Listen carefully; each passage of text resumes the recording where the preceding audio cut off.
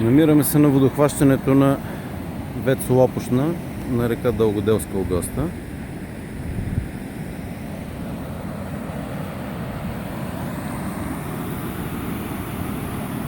Това е самата преграда. Вижда се, че е бетонна по цялото си протежение. В момента се излива вода през самата преграда, тъй като е доста високо нивото. Отсреща се вижда и самия канал, който взима водата за ВЕЦ-а.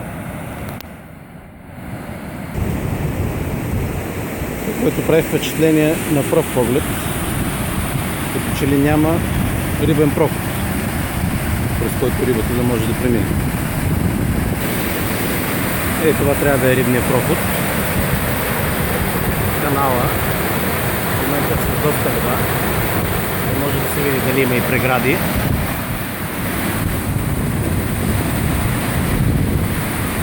Това е водата, която се излива в момента.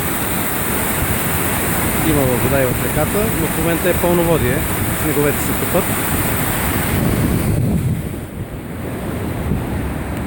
А това е водата, която идва отгоре.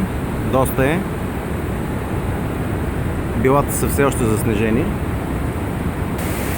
Водата се взима посредством решетка. Пада в нея. Вижда се и тук. Въпросът е, че доста голяма част в момента изтича. А това е самата вода, която продължава надолу към ВЕЦ-а, който се намира на около 2-3 км по-надолу по реката. Ето го наново рибния проход. В момента има вода. Интересно е дали по време на маловодие ще бъде същата картина.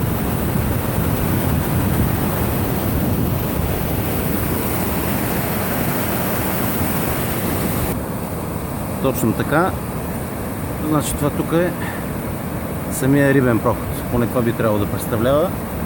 Интересното, че е много стръмна преграда за преминаване на риба. Самата стена е висока около, може би около 3 метра. Като гледам, много рязко набира височина. Каква ще е тази риба, дето ще може да скокне?